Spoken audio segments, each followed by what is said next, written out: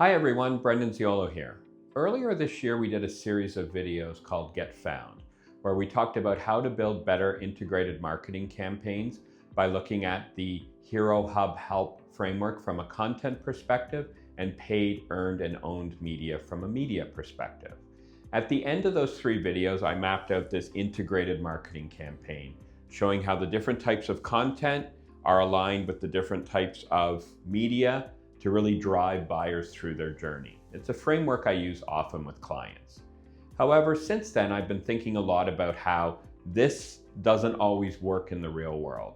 First and foremost, it's the buyer's journey is not linear, and I know that, as do most marketers. It moves around, and that's okay. But the other reason that this doesn't work together and deliver the results that you need is this simple fact.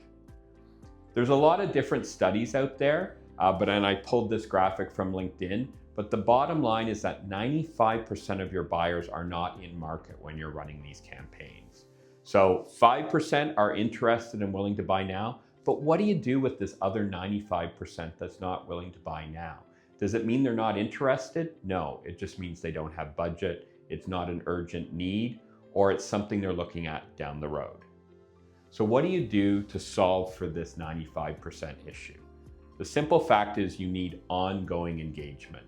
While that original graphic really looked at these as three phases, you may spend a lot of time in those phases to really get awareness initially, but more importantly, this engagement and conversion phase is really a loop. I'm not going to demonstrate that here, but you may be doing multiple different types of content and engage with them. And you may need to do multiple media outreaches to get people to convert. So you need to think of this as an ongoing process, or loop, as some people have called it. I wanted to highlight three key ways that companies today can really start to drive this engagement and nurture. One is email marketing and nurturing.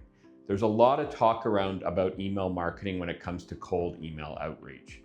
I still find that not very effective, and I've talked about this recently on some blog posts, is that cold outreach, you need to warm up your prospects. You need people to know who you are, you need people to trust.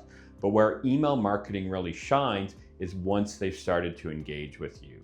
So sometimes companies will nurture their leads after a webinar, after a trade show, and then stop.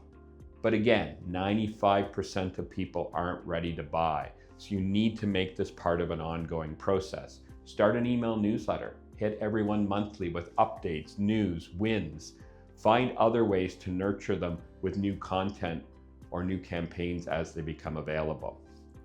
The second way to do engagement and nurturing is ongoing brand building. Companies need to invest in brand. They need to, and by that I don't mean designing new logos on a daily, weekly, monthly basis. What I mean is investing in brand awareness programs. So that could be paid social, could be other forms of advertising, could be earned media as well. But staying in front of your customers as those 95% start to want to buy is very important. It also really helps you continue to build trust with them. And last but definitely not least is retargeting with new offers.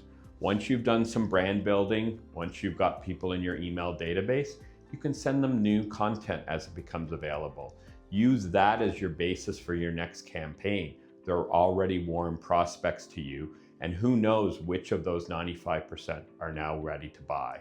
These are just three ways that you can engage and nurture. There's many more, but I wanted to circle back that once you're found, how do you continue to convert them in an ongoing fashion? So pulled together this quick episode to highlight that.